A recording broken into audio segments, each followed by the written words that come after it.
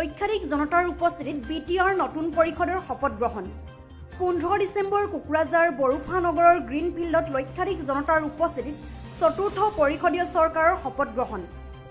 বিটিচিৰ চতুৰ্থ পৰিষদীয় UPPL দলৰ সভাপতি প্ৰমোদ বড়োৰ নেতৃত্বত গঠন হোৱা জিএছপি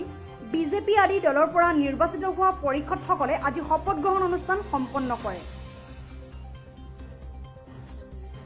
উক্ত শপত গ্ৰহণ অনুষ্ঠানত উপস্থিত থাকে অসমৰ মুখ্যমন্ত্ৰী সৰ্বানন্দ সোণোৱাল বিজেপিৰ ৰাজ্যিক সভাপতি ৰঞ্জিত দাস বিত্ত শিক্ষা স্বাস্থ্য তথা নেডাৰৰ আহ্বায়ক হিমন্ত বিশ্ব শৰ্মা জিএছপিৰ সভাপতি তথা সাংসদ নৱকুমাৰ শৰণীয়া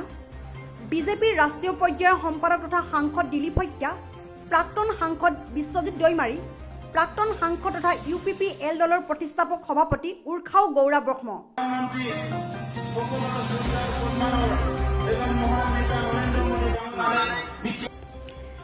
নৱনিযুক্ত বিটিচি প্ৰধান প্ৰমোদ বড়োৰ লগতে উপমুখ্য গোবিন্দ বসুমতাৰী বিজেপি দুজন কাৰ্যবাহী সদস্য গৌতম দাস আৰু দিগন্ত বৰুৱা জিএছপিৰ এজন কাৰ্যবাহী সদস্য ঘনশ্যাম দাস সকলোকে শপত বাক্য পাঠ কৰাই অসম চৰকাৰৰ মুখ্য সচিব জিষ্ণু বৰুৱাই ভাষণ প্ৰসংগত প্ৰমোদ বড়োৱে কয় মোক আপোনালোকে নেতা বুলি নাভাবিব বেটা বুলি ভাবক কোকৰাঝাৰৰ পৰা ধনকেশ বৰ্মনৰ ৰিপৰ্ট নৰ্থ ইষ্ট টাইম